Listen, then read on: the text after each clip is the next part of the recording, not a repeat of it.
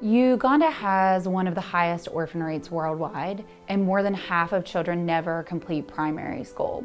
In 2009, I went on a mission trip to Uganda with my church, Journeys Crossing. I saw needs beyond most of our American comprehension that I felt should be addressed.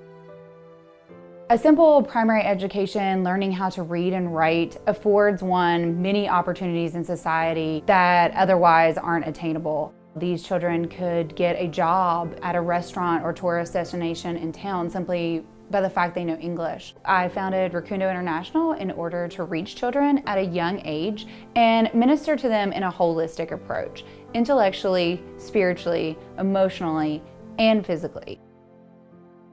At Rukundo International Primary School, we plan to accept the most vulnerable children from the community. Children who have lost one or both parents, or children who otherwise have no hope of attending primary school.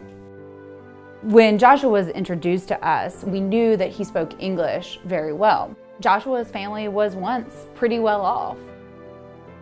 He had a mother and a father. The children attended a private school, but when his parents passed away, his life soon unraveled, and he was sent to the rural village to live with his aging grandmother.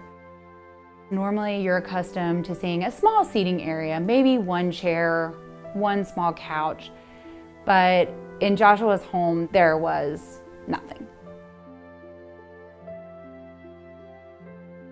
For 2 weeks, the only thing that these boys and their sister had eaten were leaves from their potato plants. And I said to our board chairperson, that is the poorest family I've ever visited. And she said, they're on every corner. And we just want to be able to help more students just like him.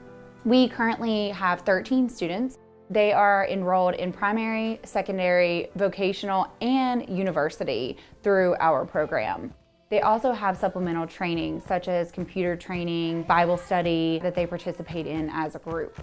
We've installed 2 water sources at rural primary schools, benefiting over 1,500 students.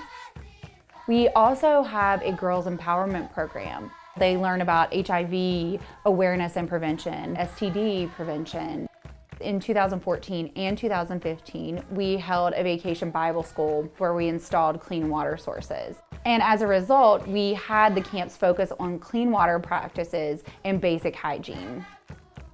They get to interact with people outside their culture. They also get to hone their English skills a little better. Joshua and his brother are now enrolled back in private school, and they're part of our Rukundo International Scholars Program. We are taking supplemental food and supplies to his grandmother and his sister on a quarterly basis so that they have the means to survive while the boys are at school. Even in the presence of material poverty, there is so much joy. So many of my team members come back changed. There are students in Kabale desperate for an education. They are lining up, waiting for the services that Rukundo will provide. In order to run Rukundo Primary School for 1 year, it just takes 100 donors giving $1 a day.